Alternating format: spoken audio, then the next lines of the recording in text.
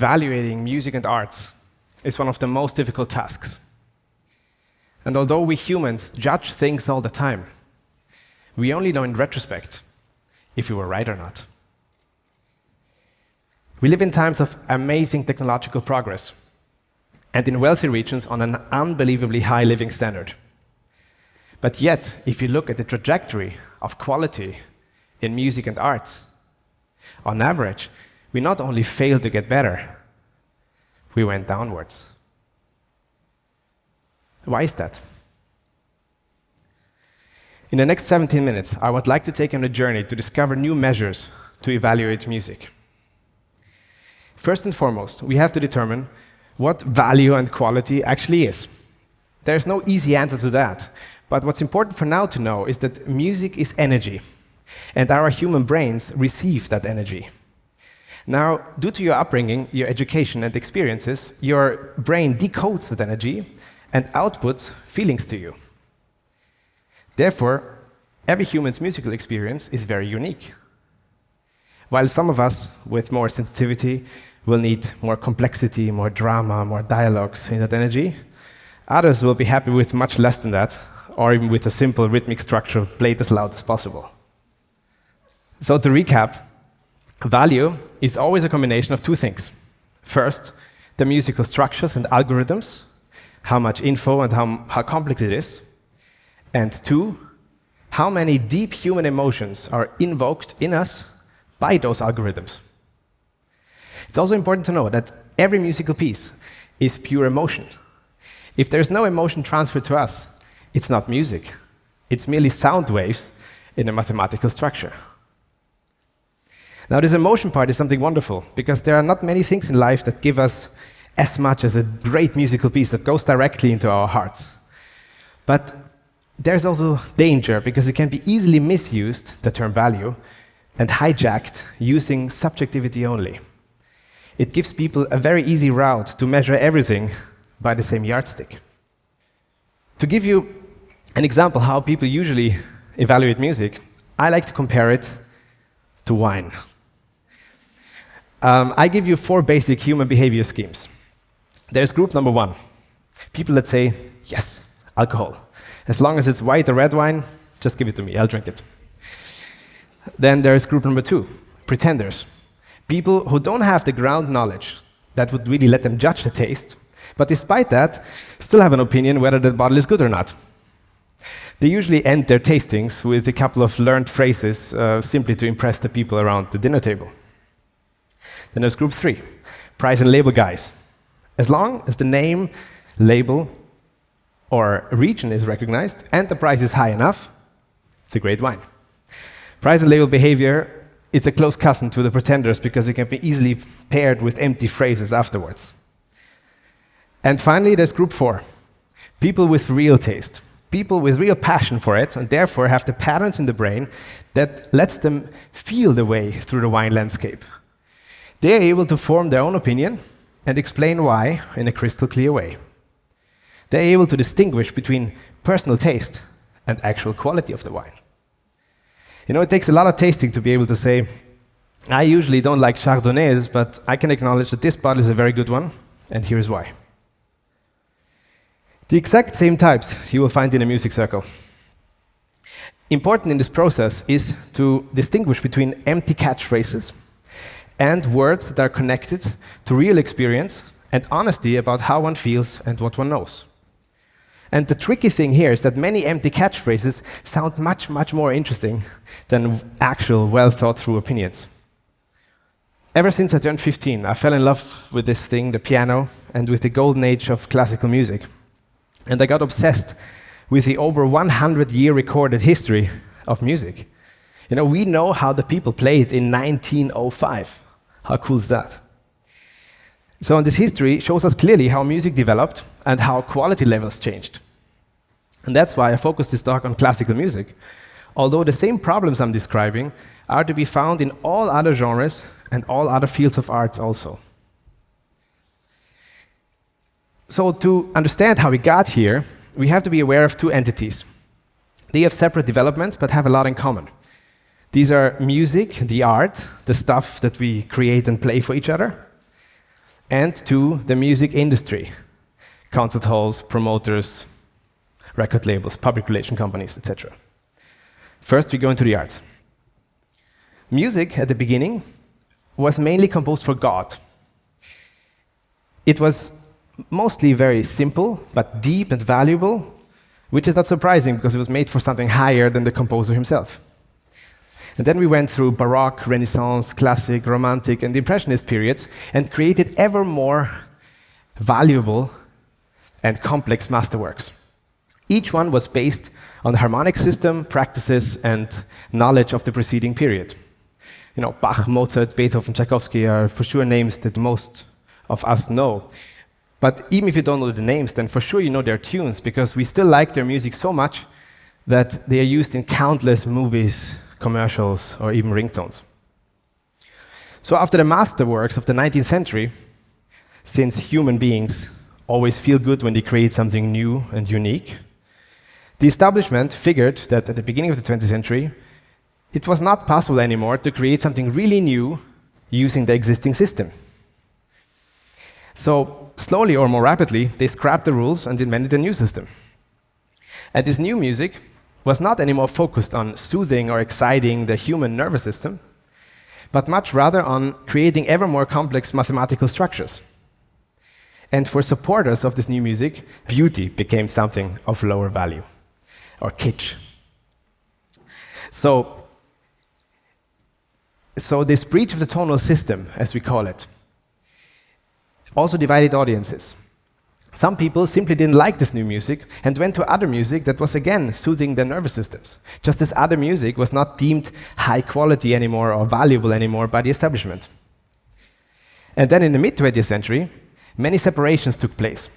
And one main one, for example, was that the composer was split from the interpreter. You know, in Chopin or Mozart's time, musicians created their own music and played it for the public. Nowadays, usually, classical musicians, they either compose or play. And this created a new full-time job. It was called, or is called, the interpreter. So for interpreters of music before 1900, it's extremely convenient that nobody has a real clue and proof how Mozart or Chopin, for example, wanted their music to be played. So from generation to generation, the interpreters can make up their own traditions using their own opinions based loosely on what was considered right the generation before them. And something very funny happened in this process as well.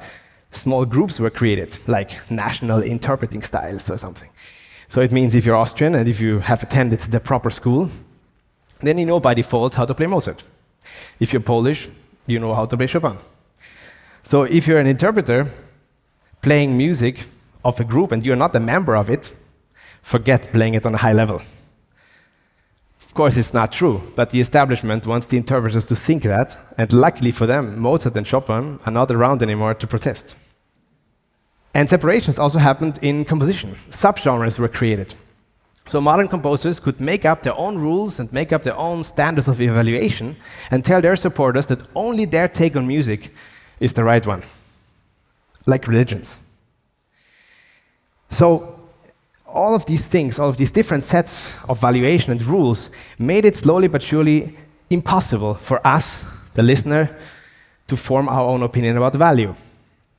It became a thick forest where we just couldn't find our way through anymore. So fear started ruling us. We were thinking, what if I'm stupid to like this music? You know, I would like to like something of value, but how do I know? You know, he went to university, he must know. But then we all got rescued. Our savior came along. The music industry, our second entity. I will not go into historical details here, but what's important to know is that each and every creator and musician was somehow dependent on the market of the time. And up to a point, this market also influenced their work. But with global markets, increased speeds and technology, so many more issues came along, and it meant that slowly but surely, the music industry became the most important form of evaluation. And with globalization and distribution of music on a big scale, the music industry also split music into two groups. They tell us there's commercial music, music that entertains us frankly speaking, music that most of the people on this planet listen to. And there's 2, serious classical music. Terms are actually quite funny because also serious musicians earn their living by commercial ticket sales, but that's another story. And with this separation, the music industry gives us clear value instructions.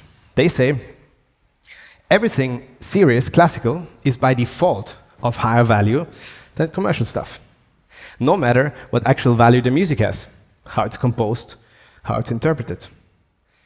While everything commercial is by default of lower value and treated as such, even if it has value.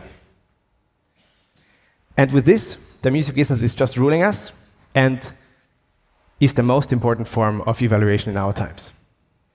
And since it's a business that tells us what's good and what isn't, it means that money replaced all other forms of evaluation and artistic traditions.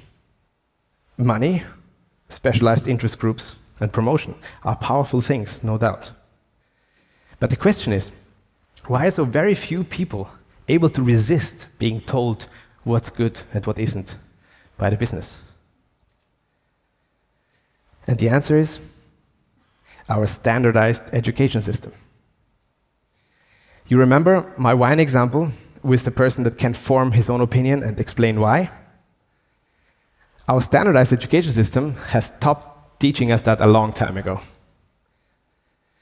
which is particularly worrisome, because only if you know why you really like something, you can withstand all the commercials and product ads telling you what's great and form your own opinion about value.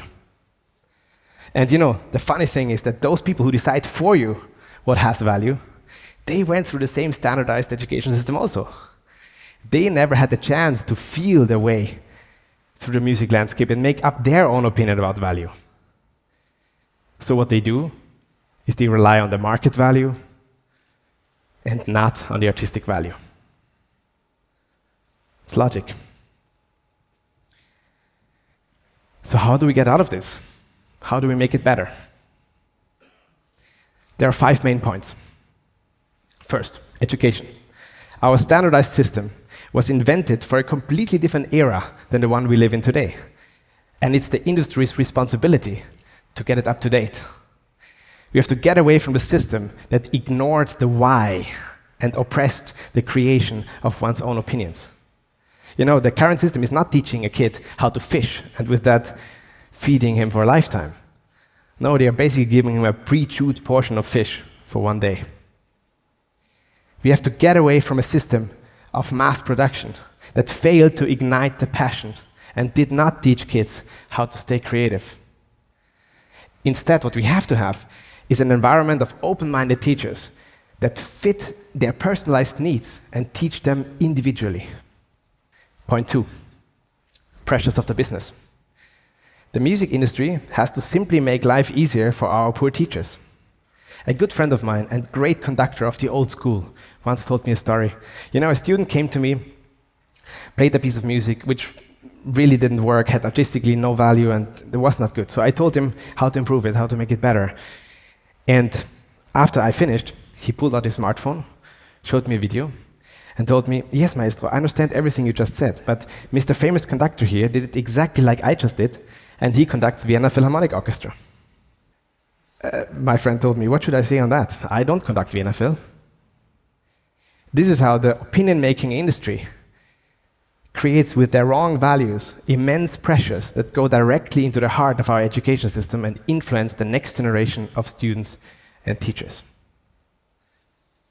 3, computer-like artistry.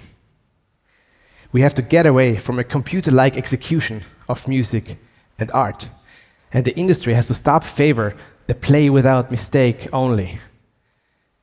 Even Beethoven said already, to play a wrong note is insignificant. To play without passion is inexcusable. There are much bigger crimes than playing a wrong note. For example, playing non-musical, which happens all the time. And especially worrisome is the timing of this, because if we stop having human qualities and creativity in music and art, then computers and AI can replace us tomorrow.